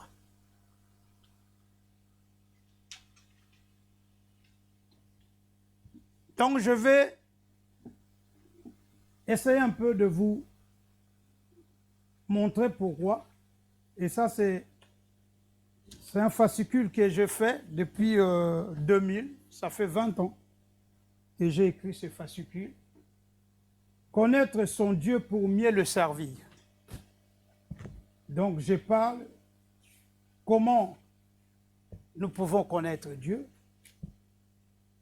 Dieu est Père, éternel, Esprit, Trinité, Créateur, Saint, immortel. Pourquoi il s'appelle Jéhovah? Pourquoi il s'appelle El Shaddai? Pourquoi on l'appelle Jéhovah Shammah, El Roi, Jireh Shikenu, Shalom, Rapha? Pourquoi? Pourquoi on l'appelle Papa? La paternité. Deuxième leçon, c'est connaître soi-même. Tu dois te connaître. Ça, je ne vais pas les toucher parce que je les touche déjà dans le tabernacle. Et je vais vous parler aussi connaître Jésus-Christ. Je vais parler sur l'onction prophétique, sacrificateur et roi. Et puis, pour finir, je vais vous parler de connaître la parole de Dieu. Comment connaître la parole de Dieu pour mieux le servir. Et à la fin, je vais vous enseigner comment avoir un cœur d'un enfant. Le cœur d'un enfant. Dans l'Église, beaucoup de gens, ils veulent être indépendants. Ils ne veulent pas se soumettre à l'autorité. Tu sais, pour avoir l'onction, Élisée a servi Élie. Vous savez qu'est-ce qu'il faisait comme travail? Il prenait seulement l'eau. Il versait dans la main de qui? D'Élie. Imagine, pasteur Jean demande à frère Roger, quand j'arrive, frère Roger, toi ton travail dans l'église pendant 5-10 ans, tu vas tout simplement verser ce produit dans mes mains. Et frère Roger, il le fait pendant 10 ans. Il ne se fatigue pas. Ça, c'est le cœur d'un enfant. Et vous savez, Élie a ressuscité un mort. Élisée avait ressuscité combien? Tu vas avoir le double l'onction du pasteur. Il faut servir. Mais servir comment? Avec un cœur d'un enfant. C'est pour ça Paul dit, Timothée, mon fils. Tu veux que le pasteur t'appelle fils?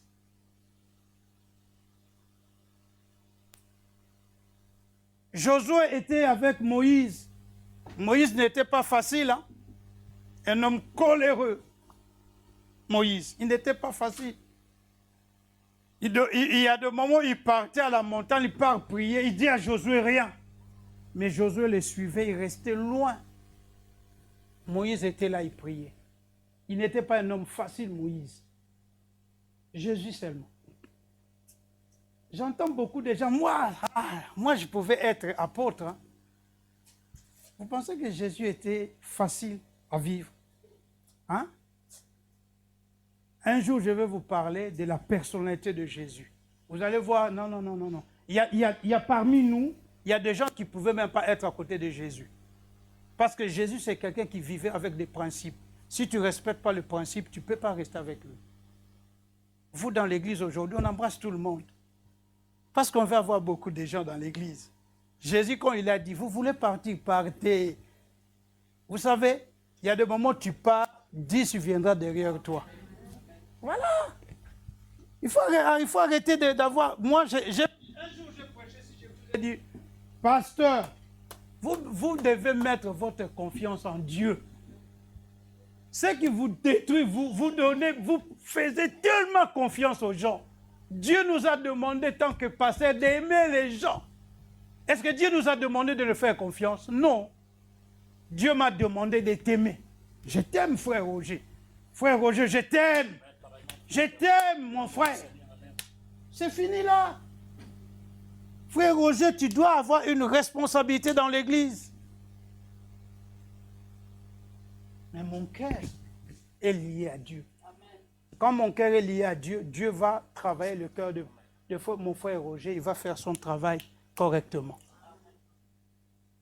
Mais si je commence à courir derrière frère Roger, tu sais, quand tu n'es pas là, c'est rien qui va fonctionner. Ah, donc ton cœur maintenant, c'est frère Roger. Non. Nous devons faire confiance à Dieu. Confie-toi à l'Éternel. Maudit soit l'homme qui se confie à l'homme et qui prend sa chair comme appui. Attention, ce n'est pas seulement confier à l'homme. Vous savez pourquoi moi j'ai eu des échecs dans mon ministère? C'est parce que je me confie à moi-même. Ah, les gens, même ici, ils ne donnent pas. Moi, j'ai mon entreprise, je vais payer la salle. Dieu m'a dit, ah bon? Ah, tu me fais pas confiance, tu fais confiance à ton entreprise parce que tu as l'argent, tu vas payer la salle. Maintenant, je vais te montrer, c'est moi qui est le chef. Allez, on ferme l'entreprise. On commence par fermer l'église, on ferme l'église. Tu as l'argent, on vous a mis dehors. On ne veut plus l'église ici. Mais c'est quoi ça? Maudit soit l'homme qui se confie à l'homme, mais qui prend aussi sa chair comme appui. Moi, je prenais ma chair comme appui. Et j'ai eu l'échec dans mon ministère. Il n'y a pas beaucoup de pasteurs qui vous prêcheront de leurs échecs. Quand tu rencontres un homme de Dieu, ne demande pas qu'est-ce que tu as fait pour avoir de victoire. Demande-lui quels sont tes échecs. On apprend par les échecs. On n'apprend pas par des victoires. Que Dieu vous bénisse.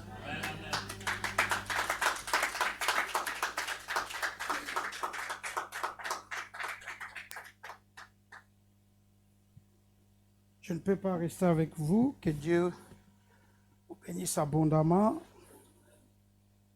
On se verra demain matin. Merci.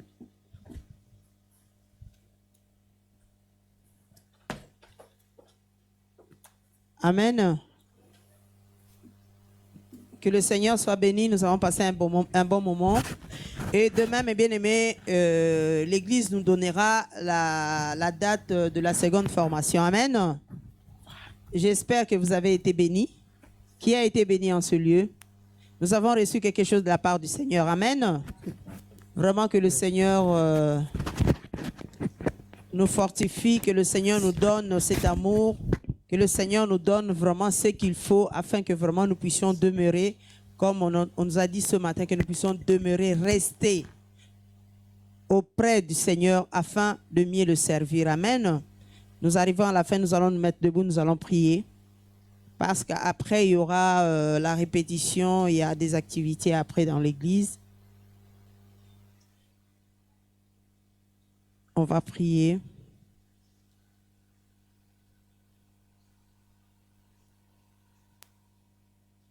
Et ne partez pas, on a ramené des petites choses, des petits gâteaux, si on peut le partager ensemble. Amen. Merci Jésus. Merci Jésus. Merci Jésus. Alléluia. Merci Jésus. Merci Jésus. Merci Jésus. Merci Jésus. Alléluia. Alléluia. Tous ensemble, nous allons élever la voix pour bénir notre Dieu, pour lui dire simplement merci pour ce temps favorable qu'il nous a donné encore ce matin. Merci pour ces enseignements, pour cette parole. Nous allons prier afin que cette parole ne se limite pas simplement à écouter, mais que cette parole puisse être ancrée à nous, que nous puissions mettre cette parole en pratique. Comme la parole a dit ce matin, que nous puissions produire des fruits. Élevons la voix tous ensemble, prions le Seigneur. Nous voulons te dire encore merci, Seigneur de gloire, pour ces moments de grâce, Seigneur, pour cet enseignement, Seigneur de gloire, que tu nous as donné encore ce matin. Seigneur, ma prière est que, Seigneur de gloire, que cette parole ne se limite pas simplement à écouter, mais que nous puissions mettre cela en pratique, Seigneur, afin d'avoir des fruits, Seigneur, dignes des enfants de Dieu. Merci encore, Seigneur de gloire, pour ton peuple qui est venu encore ce matin en ce lieu, d'aller le bénir au nom de Jésus, car tu as dit dans ta présence, nous sommes bénis. Nous laissons le reste de notre programme entre tes mains, Seigneur. La journée de demain, Seigneur de gloire, sera entre tes mains. Tu nous conduiras au travail de ton esprit, Seigneur, car tu connais toutes les choses, Seigneur de gloire, et que nous avons confiance en toi que tu agiras. Laisse que la grâce, l'honneur accompagne tout un chacun de nous. Au nom de Jésus, nous avons ainsi prié. Amen. Que le Seigneur vous bénisse. Pour ceux qui vont rester, que le Seigneur le fortifie. Et que demain matin, mes bien-aimés, nous soyons à l'heure en ce lieu afin de célébrer le roi des rois. Amen.